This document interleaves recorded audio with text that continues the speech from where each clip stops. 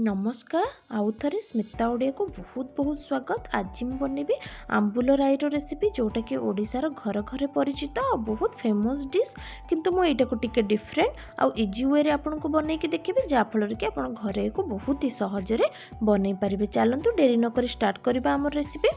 ये recipe fast तो मते आंबुल दरकार। ये आंबुल को मु गरम पानी रे आधा घंटा आगुर भिजे कि नहीं ता सहित नहीं चीनी गुड़ अल्प किसी नड़ियार खंड जोटा कि मुझे ये यूज करी ता सहित छुंक फुटण सोरिष गोटे कंचा लंका अदा और अल्प जीरा ता सहित नहीं भुर्सुंग पत्र जोटा कि छुंक फास्ट तो चलते आम गोटे फाइन पेस्ट बन ना सोरिष जीरा अदा और कंचा लंकार आउ नड़िया को अलग की पेस्ट बनैबा और सोरिष मसलार पेस्ट अलग की बनैबा कहीं दुईटा जाक को आम अलग जगार यूज करिबार अछि डिफरेंट टाइम रे यूज करिबार अछि।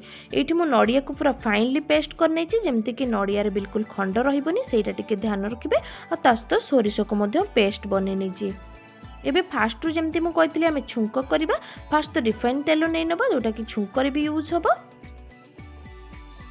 तेल स्लाइटली गरम हे असलानी एबे आमे ऐड कर देबा भुर्सुंग पत्र आ तास्त छुंक रे ऐड करिबा फुटण भुर्सुंग पत्र आप निश्चय ऐड करेंगे। यार टेस्ट को आहरी 2 गुणा बढ़ेदेव और बहुत बढ़िया स्मेल फुटणर एक 2 रु 3 सेकेंड पर्यंत भाजी नब जमती कि आमर फुटण स्लाइटली फुटी आसीबो।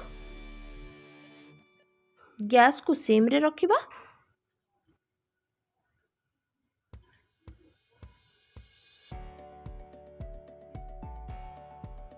एबे हमें बाटिकी रखिथिबा सोरिष मसला को इथिरे ऐड कर देबा। सोरिष मसला मु नेछि 2 रु 3 चमच ता सहित अल्प टिके पानी मिसिछि जेमति कि सोरिष मसला तळे लागि न जिवो आ मसला हमर पिता हे न जिवो।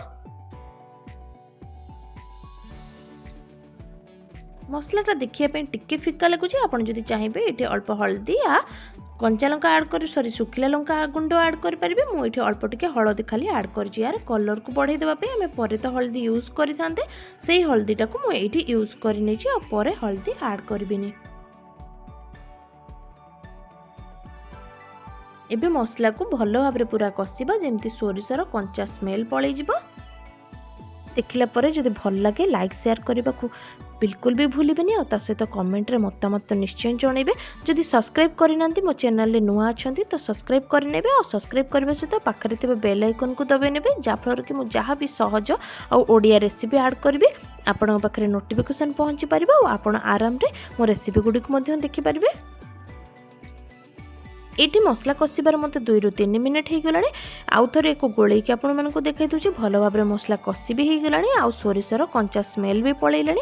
एबे आमे रखिथिबा चीनी को ये ऐड करदेबा। आपण जदि चाहिए खाली चीनी यूज करें ये रेसिपी रे नहले चीनी गुड़ दुईटा मिसेक यूज करें जमती मु नहीं नहले खाली गुड़ नहीं पारे।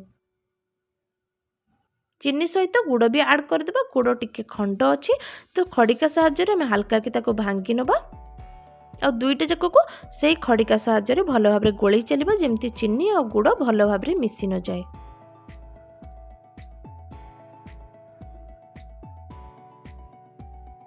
जेते पर्यंत चीनी और गुड़ रे गोटे हल्का कि फेण अंश न आसी जमती आम जेकोसी मिठा बनाती सेमती फेण न आसी से पर्यंत एक छाड़ीदेव जमती भल भाव पूरा फुटीज आ गोटे हल्का कि टाइप फेणटे ऊपर को उठी आसो। इंग्रीडिएंट रो प्रॉपर मेजरमेंट सहित माप मु दे देछि डिस्क्रिप्शन बॉक्स रे आपण सेइटु जाइके चेक कर नेबे आ गोटे स्क्रीनशॉट मार्की रखी पारे। ये रेसिपी लास्ट में एक्सट्रा ऐड करिछि जीरा गुंड लंका गुंड अल्प दही जोटा कि सब गुड़ा होममेड अच्छी आ मु तार इंग्रीडिएंट लिस्ट आपन को देई पारिनी जोटा कि मु डिस्क्रिप्शन बॉक्स रे मेंशन कर देछि। एठी हल्का हल्का कि फेण आसी किंतु आमको आउ टिके अधिका टाइम फुटेबार अच्छी जमती कि आउ 2-3 मिनिट फुटेबा जमती पूराटा फेण ऊपर को आसीज। देखो एबे आम जी थिकनेस दरकार था से आसी चीनी और गुड़ दुईटा जाक भल भाव खोली एबे भिजेकी रखिथिबा आंबुल को बिना पानी सह ये ऐड करबा। आंबुल जो मु पानी ऐड करथली सेटा आमे परे यूज करबा। एबे खाली आंबुल को छाणिकी मु एठी पकई देछि टिके मिसई नेबी जमती चीनी गुड़ दुईटा संगे आंबुल टिके स्लाइटली मिसी जिवो। बाटिकी रखिथिबा नड़िया को मध्य एठी देई देबा। नड़िया को मु पूरा फाइनली पेस्ट कर नै छी। ता सहित से आंबुल पानी को हाफ कप भाया पानी मुझे यूज करी। आपड़ चाहिए अलग पानी भी यूज करेंगे ना बिल्कुल पानी यूज करने को चाहून छाड़ी भी पारे। लुण हाफ चामच भाया ये यूज करदे।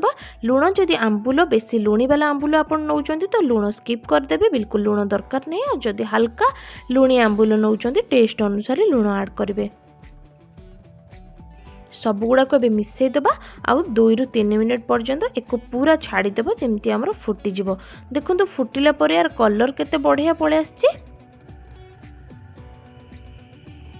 एबे ये रखिथिबा दही जोटा कि गोलेकी मु रखिथिले सेटा ऐड कर देबा। दही सांगरे अल्प किछि घरे बना हेतिबा लंका गुंड आ घरे बना हेतिबा जीरा गुंड लास्ट रे ऐड कर देबा। ए घरे बना हेतिबा जीरा लंका गुंड रो टेस्ट बहुत ही बढ़िया आसीबो। आउ एको घरे निश्चय थरे ट्राई करिबा, मते कमेंट बॉक्स रे निश्चय जणेबे।